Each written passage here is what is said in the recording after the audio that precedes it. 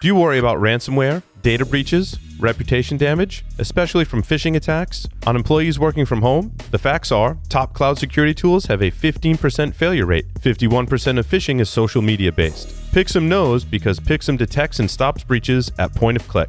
Pixum's AI real-time solution detects actual fraud happening in a browser and stops it. Know your real security gaps. Get a phishing actualization test free at securityweekly.com/Pixum. That's PIXM. Searching for the best way to protect passwords and privileged accounts? Thycotic empowers security and IT operation teams to discover, secure, and manage all types of privileged accounts with the fastest time to value of any privileged access management solution. Get up and running fast with solutions for privileged account discovery, turnkey installation, automation, auditing, and reporting tools with Thycotic's free 30-day trial. Thycotic, the fastest growing PAM provider in the market, available both on-premise and in the cloud. Get started today with a free Thycotic secret server trial at securityweekly.com/Thycotic. Welcome back to Enterprise Security Weekly. If you have a specific guest or topic you'd like us to cover on one of the upcoming shows, go to securityweekly.com/guests, fill that out, and we review those on a regular basis. Also, our next live webcast is tomorrow, March 18th at 11 a.m. Eastern Time. Make sure you register for that. Prepare your Linux host for unexpected threats or maybe expected threats. Who knows? securityweekly.com/webcast. We're going to get Linux and nerdy. And if you want to check out the archive, go to securityweekly.com/on-demand. All righty. Lots of funding announcements as we've hinted towards. I think Adrian and I did a really good job covering all of them in our notes. So they're all there if you want to go read about it. And we'll talk about most of them right now. Let's do it. Oh, the interesting thing was, did we find 3 cybersecurity insurance companies that got funding?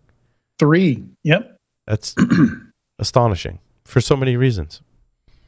It is a total of 17 companies today. There were so many companies. I created a spreadsheet. That's also in the show notes. You can go check out that spreadsheet right now if you just want to, sum up all those 17, see what it looks like.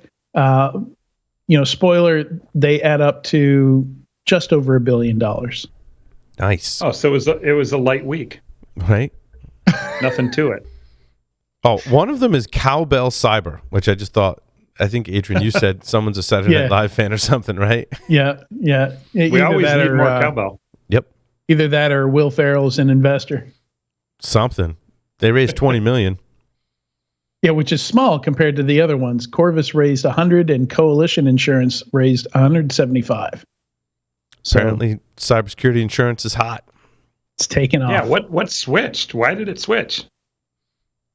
I think it's just taken to this point to where it's become a distinctive enough insurance product, to have specialized companies in it. Because I remember I went to Jeremiah Grossman used to have these cyber insurance breakfasts at once a year at these different events, and it was very much like insurance companies had no actuarial tables. They had no way. To figure out really what this product should look like, how they should price it out, how they should charge for it. So there was a lot of guessing going on in the early days, and I'm assuming at this point, if these 3 companies are specializing in it, they've got a more nuanced product, like or a better idea of what they're doing. Honestly, I don't know too much about specifically what these 3 companies are doing.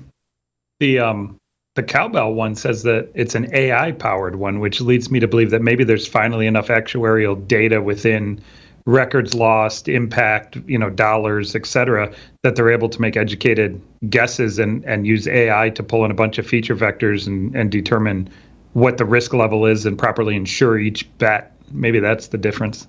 I actually know some folks in that market, and I think that would make an interesting segment.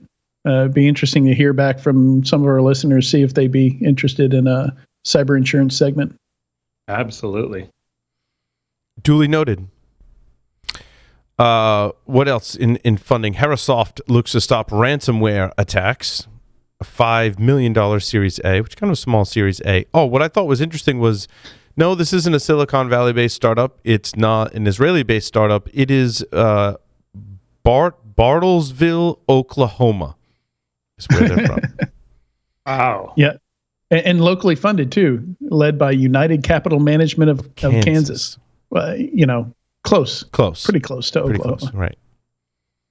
But it says at the bottom of that one, the platform is anchored to Bitcoin and can help provide both data and application security. So are they coming at it from the dollars and cents side of the equation as opposed to the protection of the actual attacks?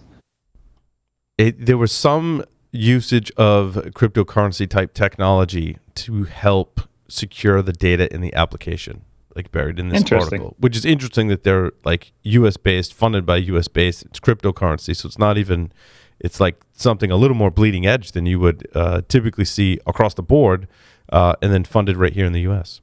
It's interesting. Yeah, with a quote baby Series A of 5 million. Yeah, baby. Yeah, it's almost like a seed these days. 5 million.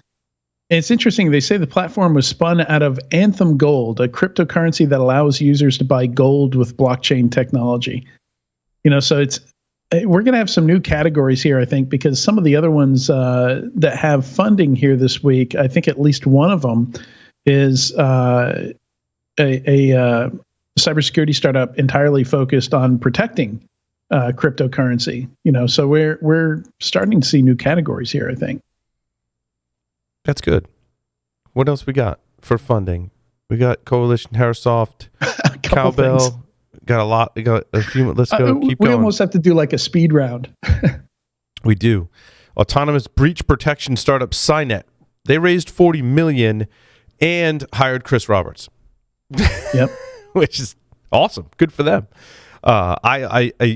Ron mentioned it in his segment as well. I like the breach and attack simulation segment a lot. I think it's grown from its infancy where everyone was like, wait, what is that? Is that just automated pen testing, to now being a solidified category that's getting funding. There's acquisitions, newer players to the market. So I think I'm glad to see it solidified as a category.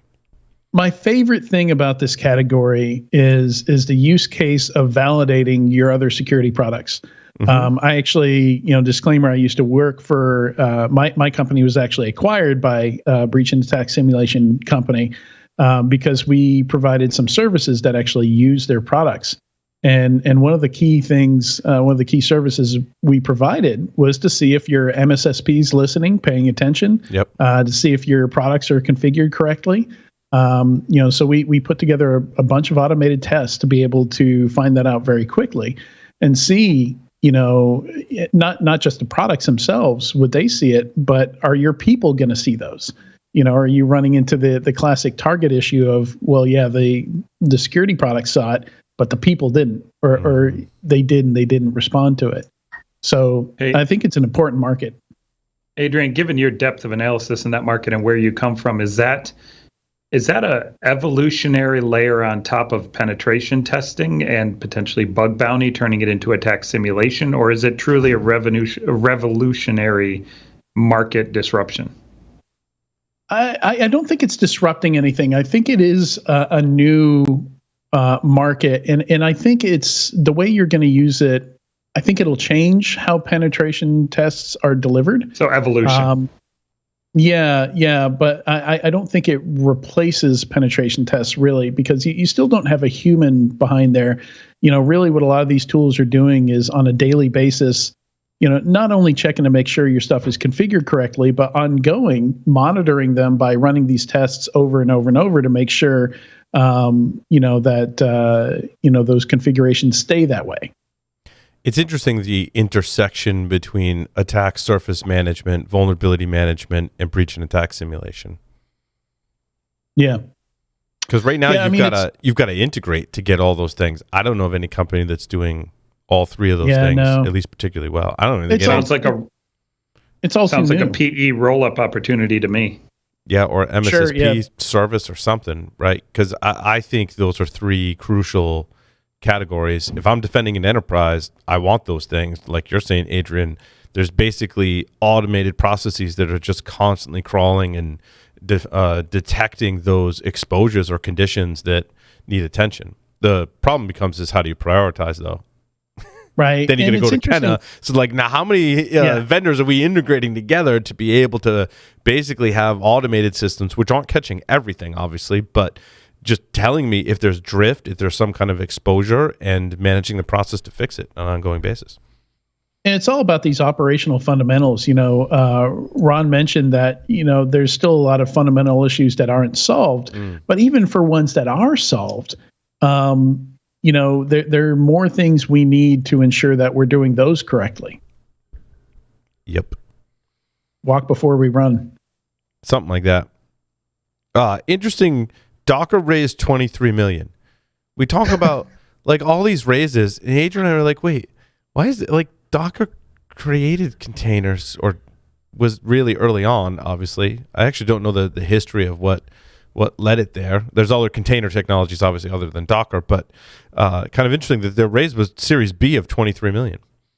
I think they lost a lot of steam at some point. Like Google jumped in with Kubernetes and really, there's a bunch of free stuff out there that essentially Docker was charging for. So I don't know the full story. Yeah. I haven't really tracked it. And then there was Swarm. Like, do you remember Swarm? Yeah. Like that was, it's funny now that we say, do you remember Swarm? Like Swarm was supposed to be the Kubernetes, but like you said, Google kind of knocked it out of the park.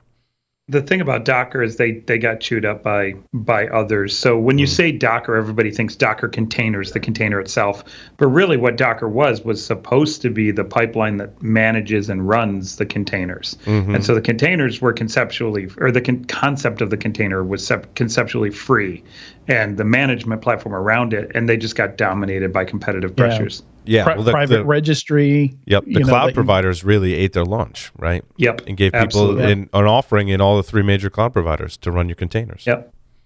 So now here today, we've got Aqua Security announcing $135 million in Series E funding, and Docker announcing $23 in a Series B.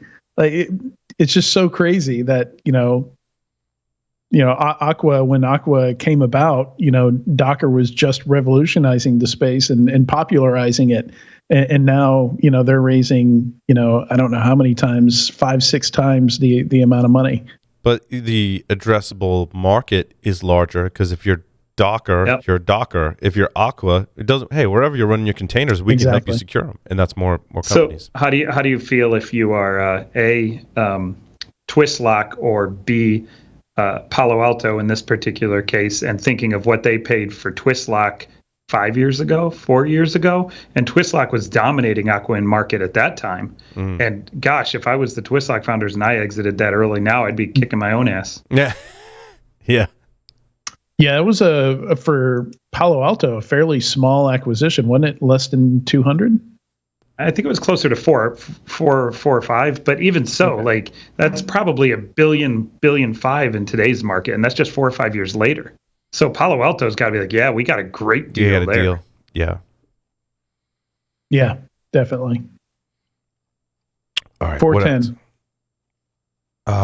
More funding. Cyware did a Series B. Cyware is virtual cyber fusion. I had not seen this term before. I thought it was some pretty interesting marketing. Virtual cyber fusion. They message on a next generation SOAR and threat intelligence. The only company building virtual cyber fusion centers to enable end-to-end threat intelligence, automation sharing, and unprecedented threat response.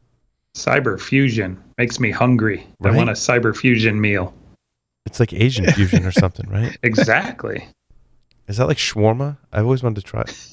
Anyway, my mind. My dad's actually an engineer and is working on on a full scale fusion project called ITER, and so my brain goes to like alternative to fission to nuclear power generation. Just because my dad is involved with that, but what does it actually mean? I have no idea, but they got $30 million in a Series B. To me, it sounds like XDR. It sounds like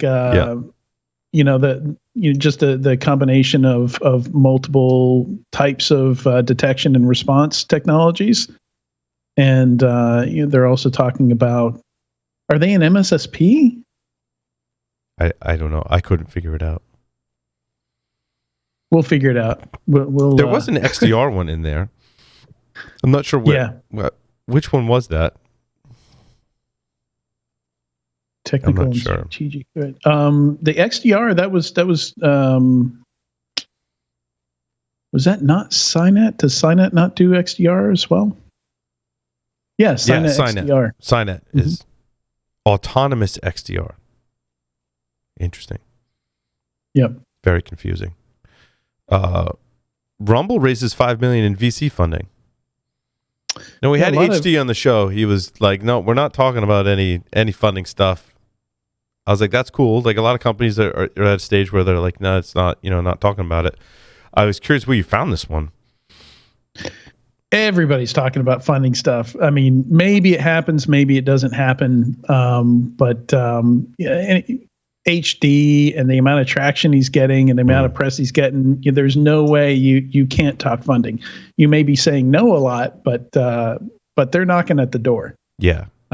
So yeah, not terribly surprising. I really like the technology too. Like I've used it and it's really awesome actually. And he's really efficient. I mean, HD is like 10 people in one, so 5 million is a lot for HD, for anything that HD's Yes, doing. Exactly. I agree with that assessment wholeheartedly. What else in funding that's interesting? Yeah, honestly, I spent so much time putting together just finding more and more of these that I didn't have a chance to dive super deep into. Vulcan Cyber has done some stuff with us too. Really great team in cool tech. They got a $21 million Series B. Congrats to the team. I think that's also we talked about Acronis and Weil Ventures. Acronis was one of the companies that they funded early on, and I believe Vulcan is as well. And acquisitions, interesting. Wait, before we go to acquisitions, what's the deal? Wiz, 130 million Series B to reach 1.7 billion valuation now? What is Wiz? Wiz.io. Yeah, Wiz. I don't, because they just announced 100 million to reach 1. Right. This article shocks me. Yeah. This is less than a year from the 100 million Series A. The 100 million Series A was a couple months ago. And they took 9 months. Yeah. And they took a Series B at what? No. So 9 months after they were founded, they took a Series A. Wow. And that was a few months ago. And now that looks like they're saying, this article says they've raised an additional 130 at 1.7. Wow. That's a crazy. And I can't imagine that's true in just 2 months unless they were, because I have a general idea what the revenue rate is, and I'm not going to say it on air, but let's suffice it to say that the multiple is insane. Mm-hmm. Yeah. So I think this has got to be an error. Privacera announced a $50 million Series B, and they're essentially in the same market. It looks like, like a single pane of glass for all your cloud security stuff. Right. Yeah, so that's what Wiz is touting. I don't know. I mean, there's a lot of stuff that can make these raises kind of confusing on the surface, because you don't know if that Series B is buying out some investors from Series A, because it doesn't always necessarily mean that 100% of that money is going into the company's coffers to build the company. Right. Sometimes it's a buyout. Yeah, and sometimes it's like that 130 could just be an additional 30 on top of the 100 that they already had. And they decided to play up the well, either play it up or the reporter misunderstood the information. Yeah, I don't know. But especially because this is the first, I didn't see this report on any of my feeds. I saw it on your list just now. And that's why I'm like just amazed at the numbers. Yeah. Yeah, no, that's definitely worth a closer check. We'll dig into it. Yeah. I shall research for next week. Sweet. A lot of acquisitions too. Look out by CipherCloud. I thought Lookout was mobile app. They are, and they've kind of dipped into enterprise. They do a lot of consumer. I don't know what the revenue split is there, but they're definitely consumer and enterprise. And this one struck me as a bit odd too, a bit outside their wheelhouse. It says accelerating endpoint to cloud security. Lookout acquires CipherCloud. That's what it says on Lookout's website. CipherCloud was, I couldn't find a deal amount for this, but CipherCloud was one of the few in that CASB space, tokenization space that didn't get acquired. Along with BitSight and Netscope, I think are still private and out there. So there are 3 or 4 big ones that didn't get acquired, and CipherCloud was one of them. And it's interesting to note, and it's hard to keep track of, but this says CipherCloud will operate under the Lookout brand and leadership. And that can be like if you have CipherCloud or you were researching it, and then now they're not going to talk about that anymore because it's under the Lookout brand. But if you're maybe it's an asset acquisition. This could be this could be just an estate sale. Yep. I'd imagine it was fairly distressed. Yes. Yeah. Usually when it says right in the original official announcement that's the way the brand is going to go. CipherCloud's been around way too long to not be under pressure for exit from VCs. Gotcha.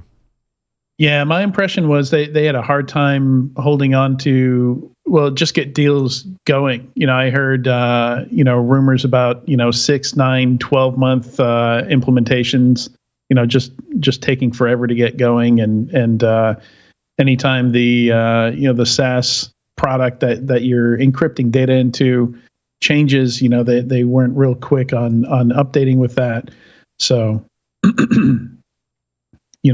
tough product to use from what I heard. Sonatype acquires MuseDev, and MuseDev is automatically analyzing and uniquely accurate feedback on each developer pull request, making it easy to find and fix security, performance, and reliability bugs. I thought it was interesting that they had deep enough tech in that kind of narrow focus for Sonatype to acquire them. Yeah. I'm pretty intimate with that deal in the sense that I ran corporate development for Sonatype before I left there. The Muse guys are just really, really, really bright guys. Stephen McGill, the CEO there, PhD, really, really knows his stuff.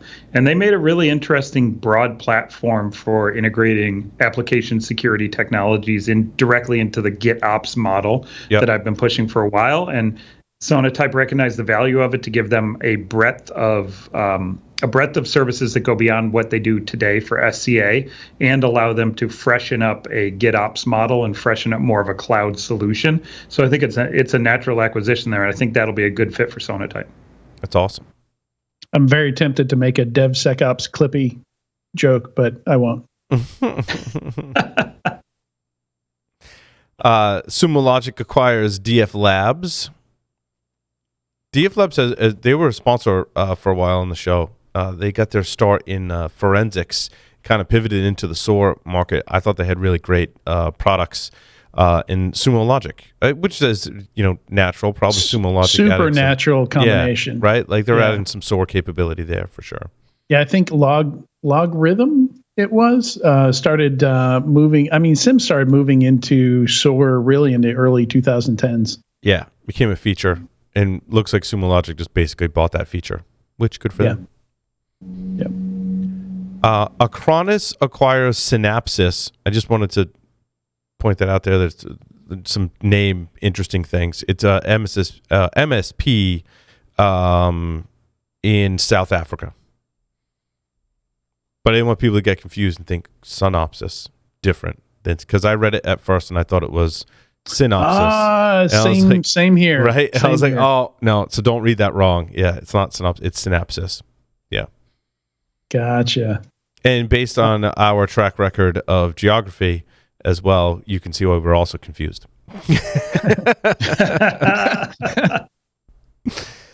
and not familiar with Synapsis. But again, that headline is in there. That's okay, because apparently I'm really not very good at including the articles in our show notes, because I'm looking through the articles I included, and I see 2 that are non-funding acquisition related at all, and 1 that's not even cybersecurity related. So clearly, I don't know how to operate our own tools. No, but it's interesting you say that. When I actually removed 2 or 3 different ones that after I read them, I was like, oh wait, that's not cybersecurity, but it came up in like my cybersecurity kind of related feeds. So I got rid of it. The one I'm talking about in particular is Stripe closing $600 million at a $95 billion valuation. I have no idea why I included that, but that's a lot of money. That is a lot of money. Yes, absolutely. We talked a little bit about the IronNet SPAC deal. I don't know if we want to add anything on there. It's kind of interesting because it's one of the few SPACs. I don't know if we covered SPACs on this show or not. I think we did. Yeah. I think a couple shows ago we had another SPAC related acquisition. And yeah, Ron Gula mentioned it, and it seems like it's going to become more and more common. Yeah, because it's like a weird thing, right? Like I basically create a shell company, and then that shell company is public, and then I acquire another company, and instantly they're public. Yep. Well, and you left a step out of crap load of people invest in the shell company, having no idea what it's going to be doing in the future. Yeah, I just think the whole thing is kind of it's weird and shady in my opinion. There's no S1 period where you get to read through the company financials. It just one day it's just guess what? You invested in I don't know a marijuana company. Who knows? Yeah, so a SPAC stands for Special Purpose Acquisition Company. SPAC, yeah, Special Purpose Acquisition Company. It's exactly like you described it. It's a shell company that takes investment from privately held investors. They go public, they take in public money, and then they go buy a company. They do other things called pipes, which can add additional funds to the purchase before the purchase occurs.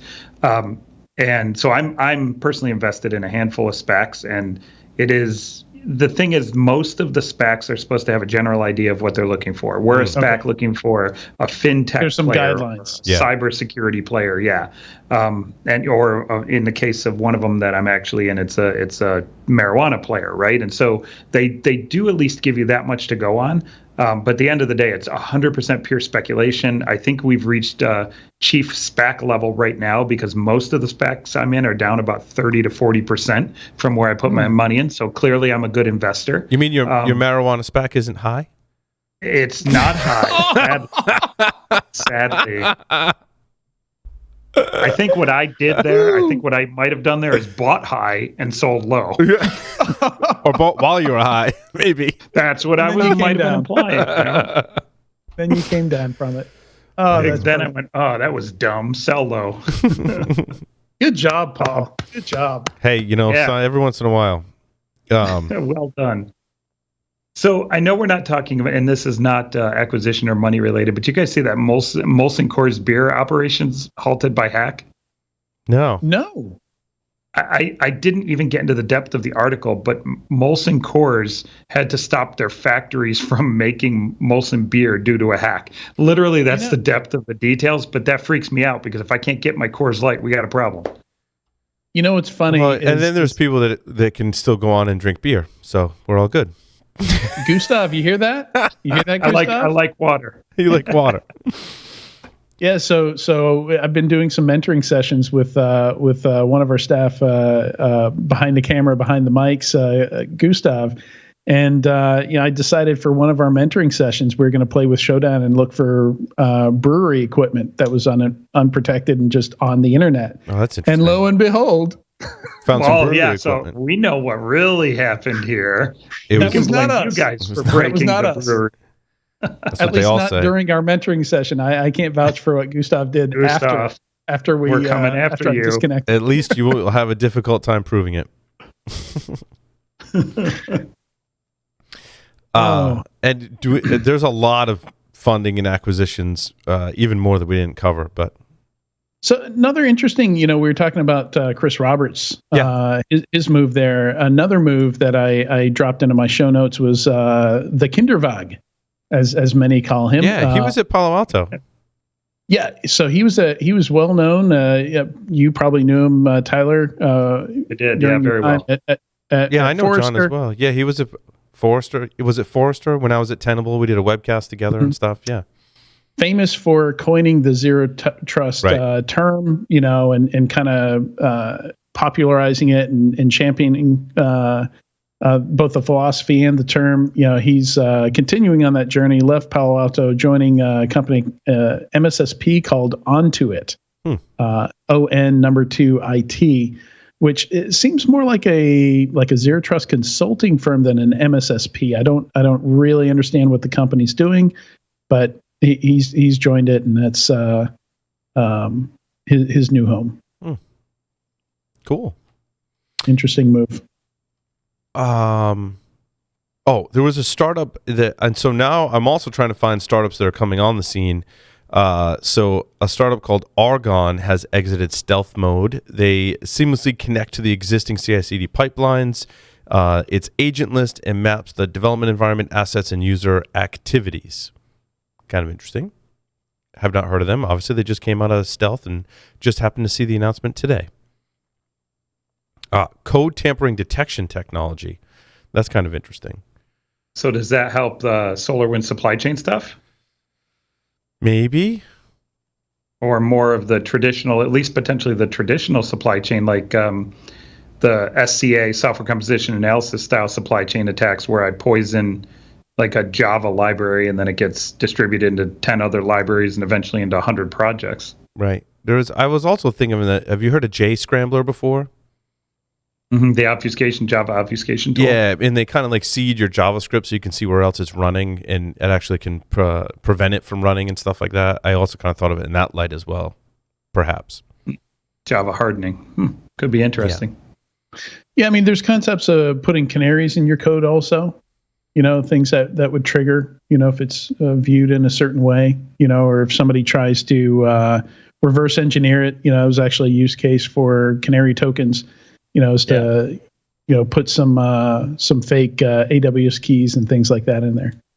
ArcSand's been doing that for a long time too, with both the hardening from the outside layer, where it obfuscates and stops reverse engineering, or at least raises the bar for reverse engineering. But they've also gotten to the point where they have done internal canary style things and phone home code and things like that into their hardening systems. What's interesting with JavaScript though, if it runs in a browser and you're selectively like removing it via a proxy, can the application detect that? The companies that are doing that? I thought of JScrambler when my friend Bob was looking at JavaScript code for a web application and just selectively running what JavaScript code you can run. Like in Burp Suite, for example, you can just tick a box and it's like, oh, we'll turn off all field validation. And it's basically a regular expression as it's passing through the proxy. It's just stripping out code. Like it'd be kind of interesting to be able to detect that particular scenario. But it's hard because you're not running your code on your server anymore. You're giving it to the user to run in their browser. And then it's kind of, if I'm stripping out the intelligence in your application that is looking for that stuff, then you have no visibility as to how I'm running your application. Yeah, it looks like it's not quite that niche. Looking at the Argon's website, looks like it's Argon delivers the first unified security solution for your development infrastructure. So it looks more like some SaaS stuff, some pipeline integration, stuff we've definitely seen before. It came up when, my friend Bob was talking about being able to cut the line to register for a vaccine, in any case. How you might accomplish that. Yeah. Tune in for the Heroku conversation. That's next week. Right? Yes, that was one where I was legitimately trying to register people for vaccines, getting errors, and it came back with like all the different technologies, and I was like, oh, they're using Heroku. I'm like, I know someone that works there, so we should talk about like how that's the kind of the flip side of it is when you deploy your application, how do I know it's still running securely? So not necessarily in the user's browser, but when I deploy it in my CI/CD pipeline, like what changes is it going through and what protections and notifications do I get? let's just say I use the example of I put a lot of security around my container, back to Aqua security, but somewhere down the line, a site reliability engineer has a problem and goes, oh, let me just run that with -- privileged, and that just opens up a whole can of worms and undermines the security I put inside the container. So, Yep. Along those lines, bot mitigation certainly plays into if you want to stand up a website that does things like registers people for unemployment or vaccines, as we've seen very popular in times of COVID. Kasada has made some announcements, a 15 times increase in client interrogation sensors, stealthy automation tools, proprietary obfuscation, all kinds of fun stuff to disrupt bots, which I think just can't get enough attention today.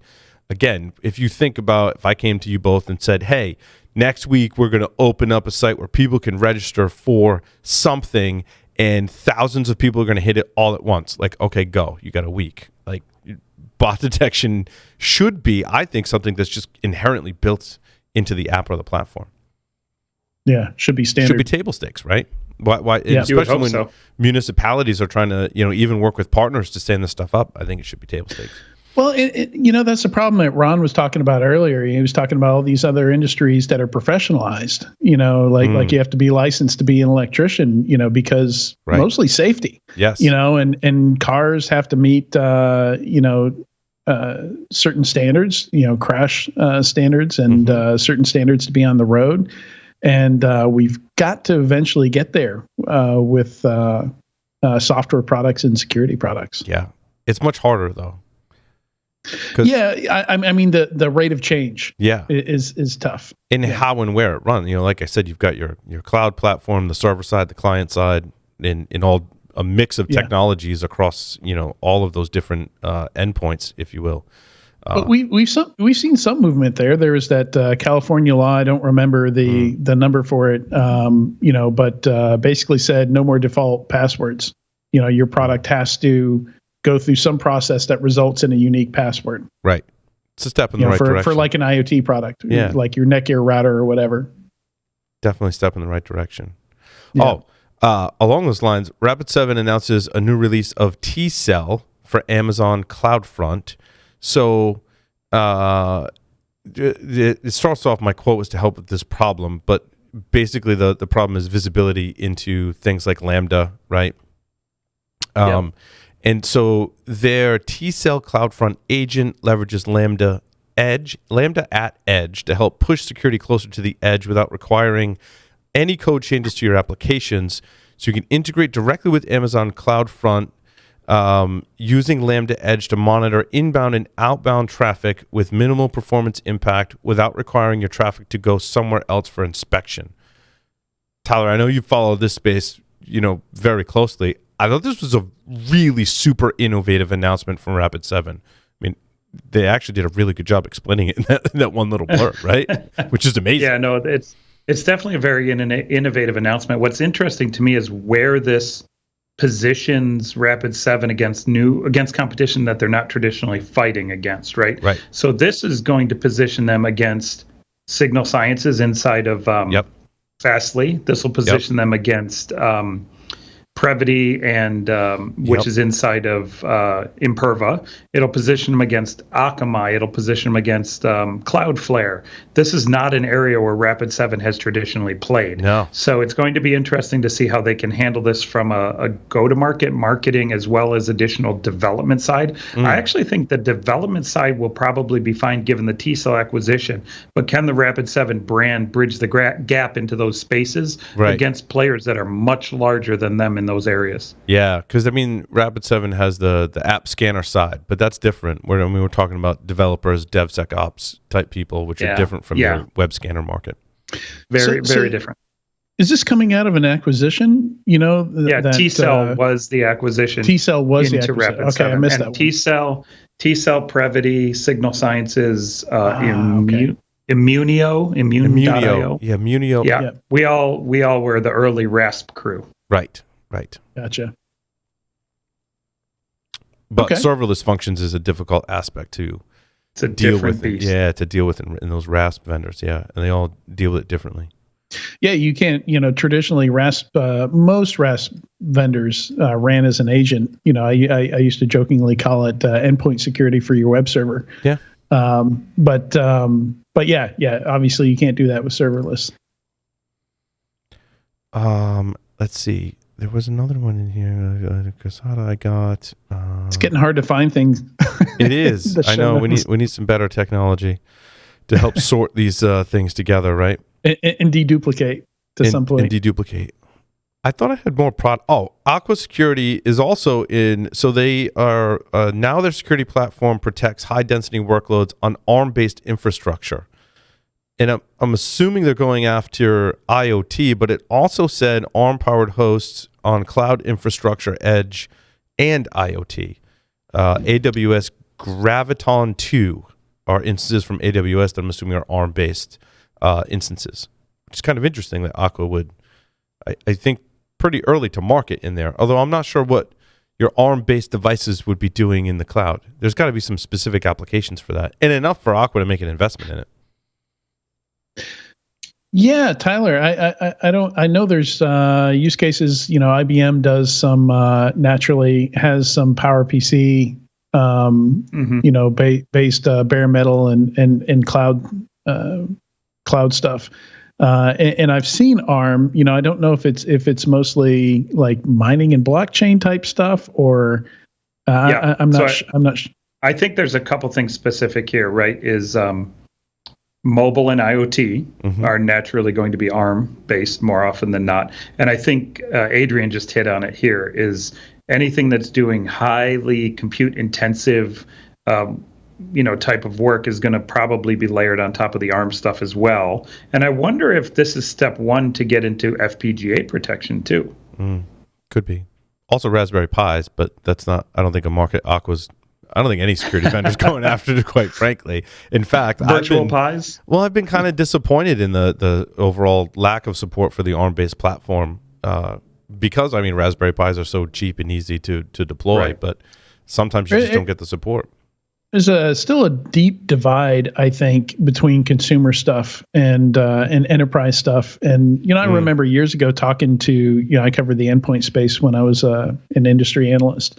And I remember back in 2015, 2016, trying to talk endpoint vendors into considering personal devices. Really, they were moving into the position where you had to protect the individual, not just the individual that works at this company and has some corporate devices, because corporate stuff happens on personal devices as well. And now with the pandemic, that line is completely blurred. Home networks are now corporate networks. And how do you protect a Chromebook? Right. I don't know of very many, if any, security vendors that are supporting a Chromebook. And some of those are ARM-based, which is kind of interesting as well. Yeah, in most cases, I think people wouldn't even know if their Chromebook was x86 based or ARM based. You can't tell from using the interface. And they certainly wouldn't know if they were hacked on a Chromebook. And there are ARM based Windows laptops now. So that's a thing. Like entry level laptops that are ARM based. So isn't one of the Microsoft Surface is ARM based? The Go maybe. The Go I think is ARM based. Yeah. Yeah, so you need some support there if some of that stuff is used in your organization. Maybe some agent-based support for ARM on Windows. Yeah, so you can run. There is a Windows 10 ARM. Yes, and people had that running in virtualization on an Apple M1, and it ran. And it ran faster. That was the deal. Yeah, it's interesting to see how the architecture kind of changes and shifts and what the support will be from various vendors, especially cybersecurity. Yeah, Apple moving their laptops over to ARM is going to further this along as well, I think. Yeah, and Ron mentioned Big Sur, and they've done some crazy things with the security platform that I think have thrown a monkey wrench. Of course, the desktop's still being dominated by Windows, but Mac still has a lot of usage in the enterprise, more so than 20 years ago, certainly. So if you're not already coding in Go, you've got some more incentive to do so. Yeah.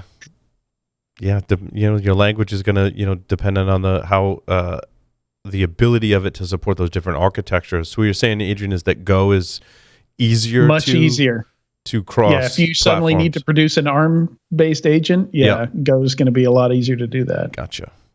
Yeah. Interesting. Cool. Any other stories we wanted to cover?